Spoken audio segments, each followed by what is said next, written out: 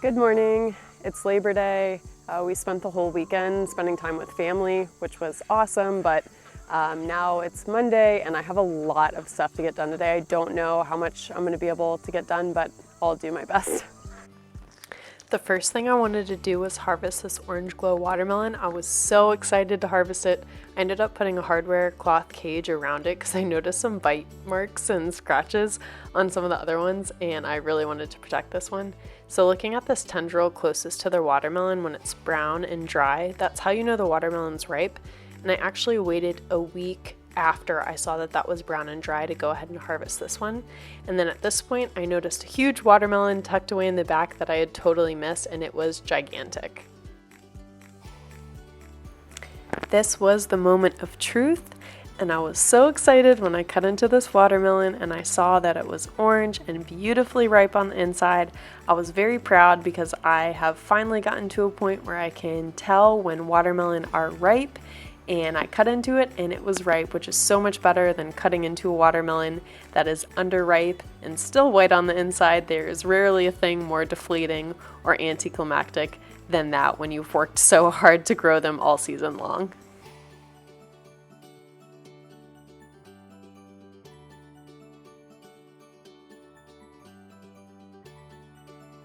I stopped to do the most important part, which is the taste test. I wasn't 100% sure about the flavor. It's definitely more mild and not as sweet as a red or a pink watermelon, but it is unique. I loved the beautiful orange color. My daughter loved the taste of it, so I might grow it again just because it's unique. It's something you can't buy at the store.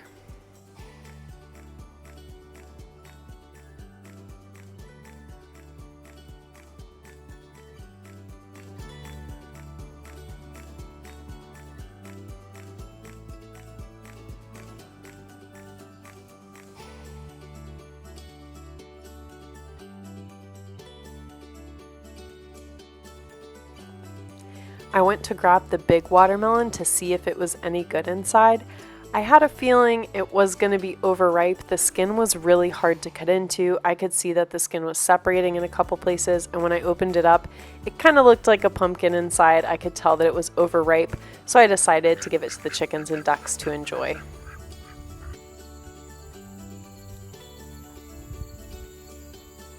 So we just did the cut up the orange watermelon inside, and now I really want to get all of these Honeynut squash and harvest them. I already harvested half of them, so this is the last bit I need to harvest.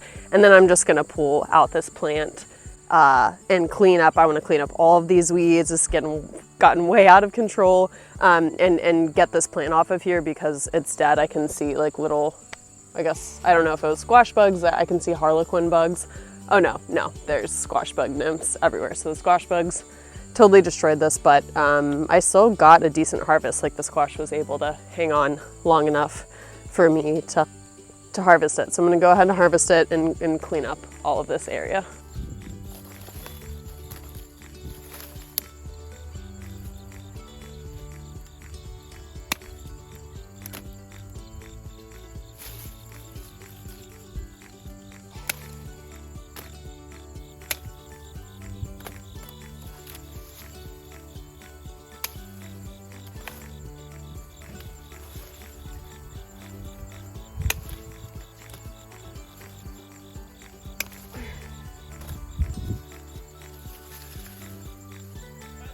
Yeah.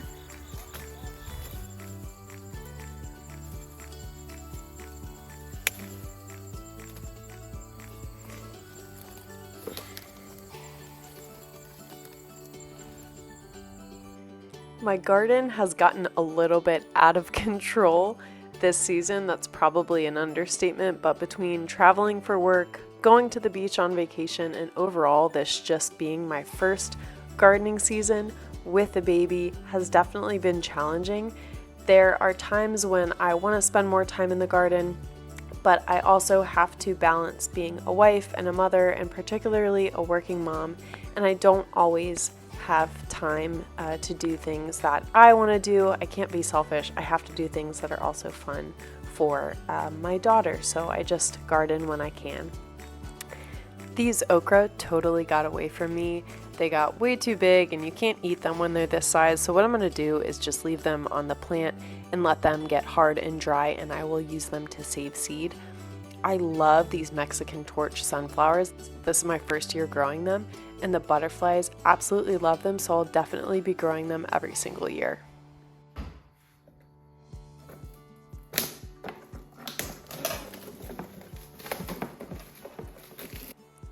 I went ahead and ordered ivermectin off of Amazon. I got ivermectin 5 milligrams pour on for cattle, but this is actually for my chickens.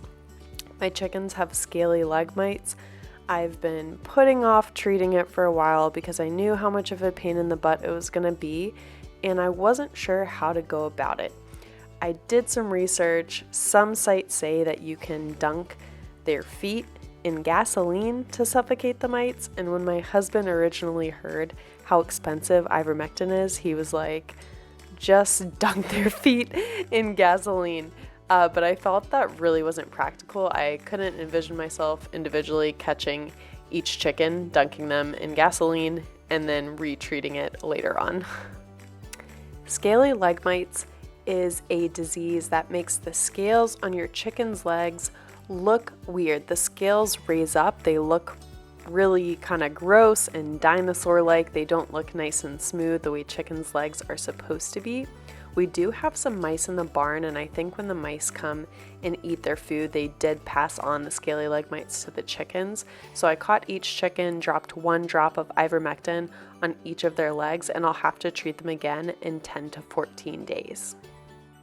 We are considering getting a barn cat at some point to help out with some organic pest control.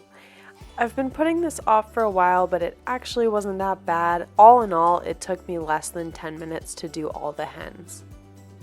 I'm not trying to give anyone any type of veterinary advice. This is my first time dealing with this problem. I did my own research, and I'm just showing you what I did.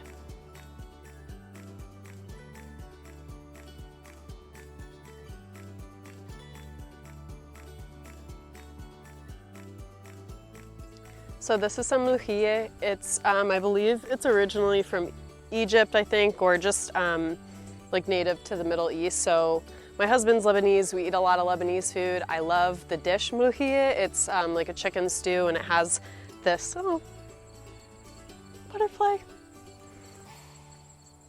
It's hanging out on me. It's pretty cool. What was I gonna say?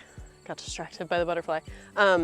Yeah, it's a stew with chicken, and you dry these leaves and make it into a stew. So I've eaten it before, I've never made it before. I'm gonna have my mother-in-law show me how to make it, but I don't wanna waste the harvest. I wanna harvest as much as I can, pop them in the dehydrator, and save them so we can eat it throughout the year.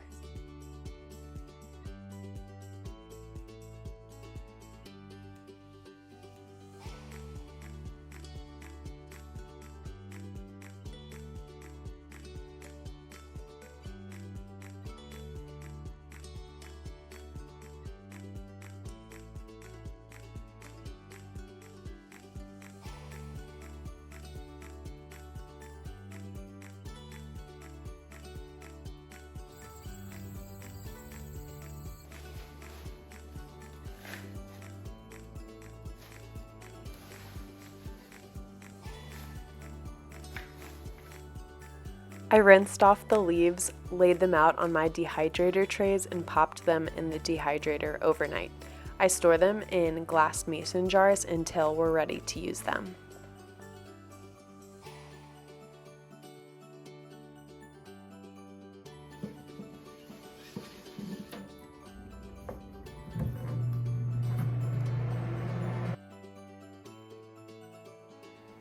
That's it for today's video. We got a lot done. We harvested Mloukhie, Honeynut squash, and the orange watermelon, and treated the chickens for their scaly leg mites. It was about 9:30 when we started. It's now almost 3:30, so I'm exhausted. I showered. I'm gonna stay inside for the rest of the day and just relax and hang out with my husband and my daughter for the rest of Labor Day. I know your time is valuable, so thank you for spending it with me, and I'll see you next time.